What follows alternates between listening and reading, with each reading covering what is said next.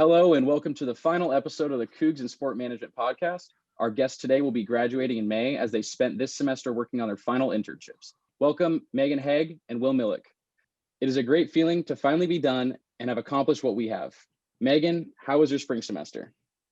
It was really good, honestly. I was really stressed, I think, coming into this semester and finding an internship. But once I started, I don't know, I fit in really well here. My supervisor, I couldn't have asked for a better supervisor. So it's been really great. And what was your position exactly? So my title is technically athletic facilities and events intern. University of Idaho is a little bit different than most universities. So I actually don't work for athletics, like the athletics department. I work for administrative operations department. So I'm actually in a whole different department than athletics, but I work directly with athletics and then run all the athletic events. If that makes sense. Okay. Yeah. And then how did you get this position? So I wanted to stay in Pullman or close to Pullman if I could. So I ended up just looking up University of Idaho's staff directory. And I knew I wanted to go into event management if at all possible. So I found Casey's information and just shot him an email asking if he was hiring an intern. And then I just attached my resume and cover letter, and then we just interviewed from there. Okay. And then for collegiate sports, that was your position. And then Will, you spent your semester working for a high school? That's right. I worked as the assistant athletics director for Chalice High School Athletics in Central Idaho. And how did you get that position? I got that position, to be honest with you, it was kind of, if it were last fall, it wasn't what I was shooting for, so to speak. But I was able to work through the pandemic and work with my local high school and the athletics director there and the upper staff, that being your principal, your superintendent, to kind of discuss what an internship would look like at that school.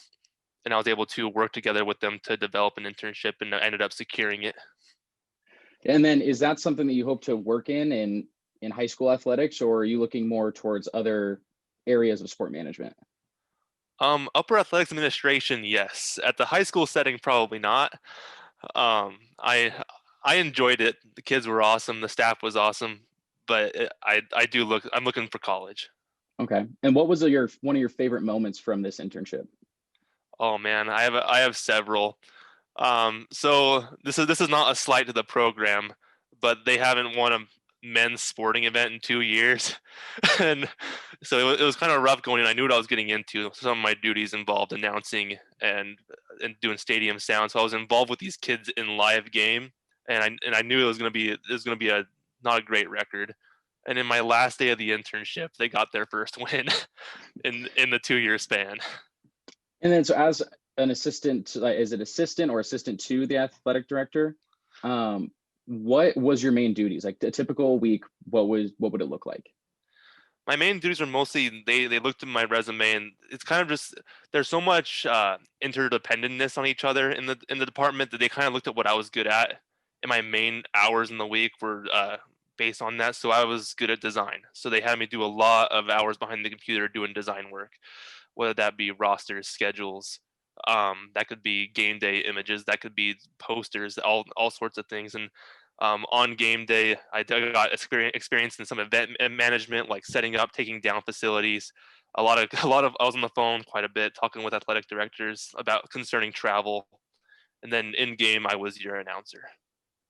Okay, so quite a few responsibilities. I feel like probably a very loose job title, like for what you were doing, because you were kind of involved in everything.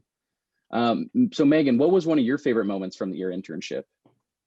Oh gosh, I actually, just because Will brought it up, so University of Idaho, their men's basketball team actually won in 20. They only won one game, and it was one of their last games of the season.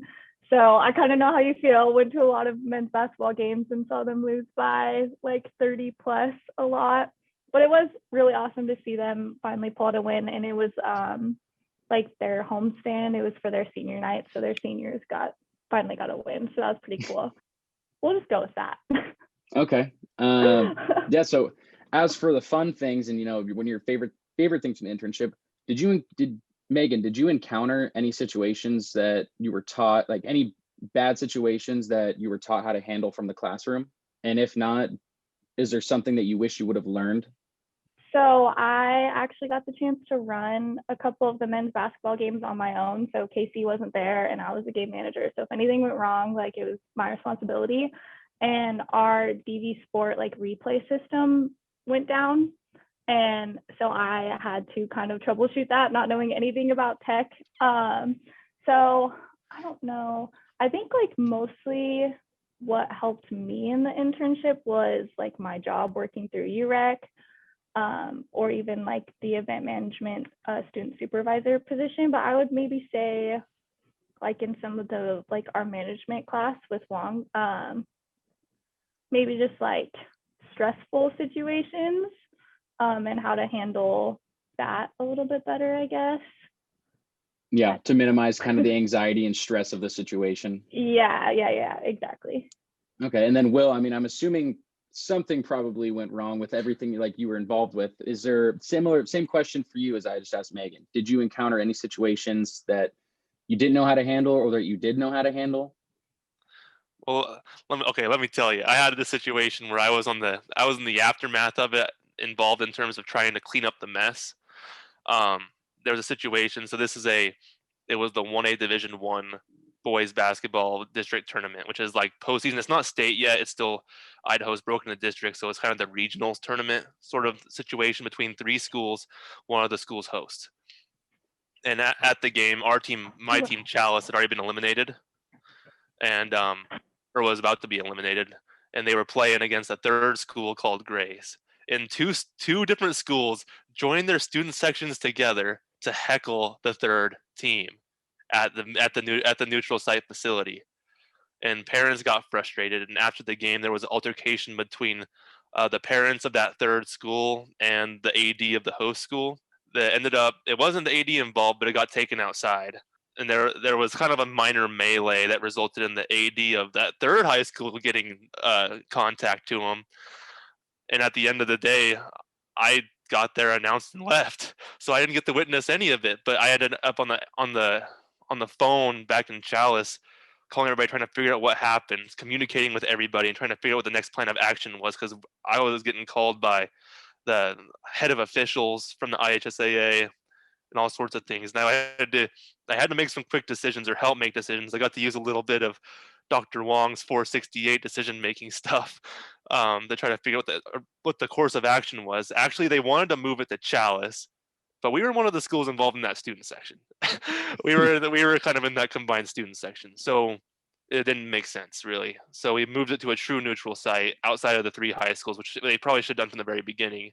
And it wasn't a lot of fun. It was just kind of an open door. Not really. I lost my job announcing for that tournament because it was just an open door, no mic, no music. Just finished out the tournament. Everybody's a little rattled from that situation, but I got to try to handle it. It was interesting. Yeah, I mean, that sounds more of like a sport law, area right there, trying to figure out who's liable for that situation. Hmm.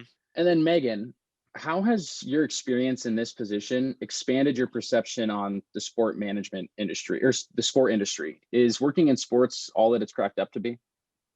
That I'm kind of glad you asked that. So I got this internship because I thought like even like freshman year of sport management, I was like, okay, I think I want to go into event management. And I knew that it was a lot of hours and not always the best hours. And even when I interviewed with my supervisor, Casey, he was like, how do you feel about working weekends and nights and all this stuff? But I guess for me, it's great being able to be like on the floor at the scorer's table, like during a game. But it was a little bit shocking, I think, to me. Not shocking, but it was a lot more than I had expected with like the amount of hours that I was working. Casey and I worked like 25 days straight, and I was putting in like a 60-hour week sometimes. So definitely just like being prepared for the amount of hours and like the timing of the hours. Like I was working weekends, nights, all of that. So Yeah, and that's the same for a lot of the levels of the sport industry. I mean, there's some that it's kind of less. I mean, professional is going to be probably even more, especially if you say you work in professional baseball. There's 160 games a year. You have to be at all those games. No, exactly. And it was like even worse than a normal year, I'd say, because the Big Sky Conference was doing all of their sports at once. So we were running football, men's and women's basketball, soccer, track, volleyball, like all of them were happening at the same time, which I think is why it was a little extra overwhelming, but it's definitely slowed down now, which is a little nicer. Yeah. And Will, I'm assuming your experiences were a little different just being in high school sports, but how has your experience expanded your what you think of the sport industry? In terms of this internship specifically, I I do wish that I could have gotten out of my comfort zone a little bit more. I mean, it's my hometown, it's my home high school. I went there for 8 or 9 years, so it kind of just felt like getting into it was just natural. Nothing really pressed me outside of just some of the more difficult tasks I had, like actually calling other athletic directors and scheduling home games and scheduling away games, and um, it certainly expanded my horizons on a lot of different aspects of sport just by nature of the job itself. Being an assistant athletic director, I got to do all sorts of things, and the big thing that came around to was time management. Like what Megan said, there was there was a ludicrous amount of hours in the beginning of this internship, especially because that's when it was those tournament times where I had 2 consecutive weeks where I had scored over 60 hours of work, and it didn't really feel like it. Like the 60-hour work week kind of felt like the 20-hour work week, mostly because I kind of and I like working in sports. It's fun. It's fun for me. I can't. What happens when we get paid for doing this? It's exciting. Yeah, very different from most practicum work that's through the university. The unpaid hours can kind of be a grind, but I don't know if they really show the true like working in sport. A lot of the programs at WSU, some of them for sure, but I mean, once you get into this internship, and even with you staying at home and I'm working remotely for the sport management program, it's just different. So Megan, what is some advice that you would give a student right now coming into the sport management program? Mine would probably be to keep your options open. Like for me, I came in, like I've said before, knowing or at least thinking that I knew what I wanted to go into, but the sport management like industry is so like wide and you could do so many different things. Like my advice would probably be to like expand what you think you might want to do, like do something that you maybe thought that you would hate to do, but like still try it and just like try as many different experiences as possible. Because for me, I kind of came in like a little bit too narrow-minded, I think, and now I'm kind of stuck and don't know like which way I want to go. So that's been kind of difficult to navigate. So definitely just keeping your options open and getting out of your comfort zone when you can. Yeah, I've heard actually a few people say that. I've talked to a few other students saying that they wish they would have kind of kept it open, and their advice is for people to just try everything. Don't get too focused on one area of the industry because there's so many options, and you may find out that you love working in recreation. You might find out you love working in professional sport or even something completely different that's somewhat related to sport. Will, do you have any advice or anything to add on to what Megan said? Yeah, sure thing. On the career side, I would recommend not waiting until a practicum forces you to get an internship. If you truly want to work in sports, there are so many opportunities to get involved, whether that be in event management.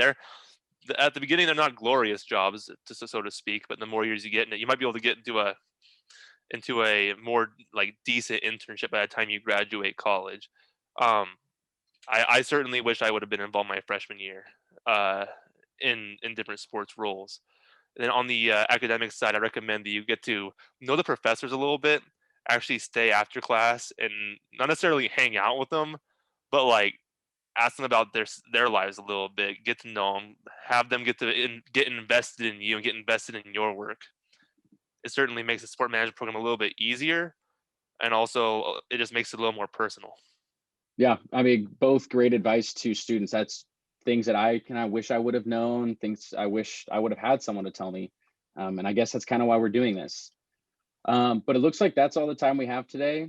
I appreciate both of you coming on, and thanks for coming on for the last episode of Cougs and Sport Management. It's been great talking to you both, and hopefully that any students that are interested in sport can maybe listen to this and find some new information that can help them succeed and be the best person they can be in the sports world, and maybe make better changes and be better than all of us can be. That's kind of the best thing about the sport industry, is constantly trying to improve. That's what we're told in our Sport in American Society, our ethics class, and just trying to always improve upon sport. It can improve, and it should. But again, appreciate you both coming on, and go Cougs. Go Cougs. Go Cougs.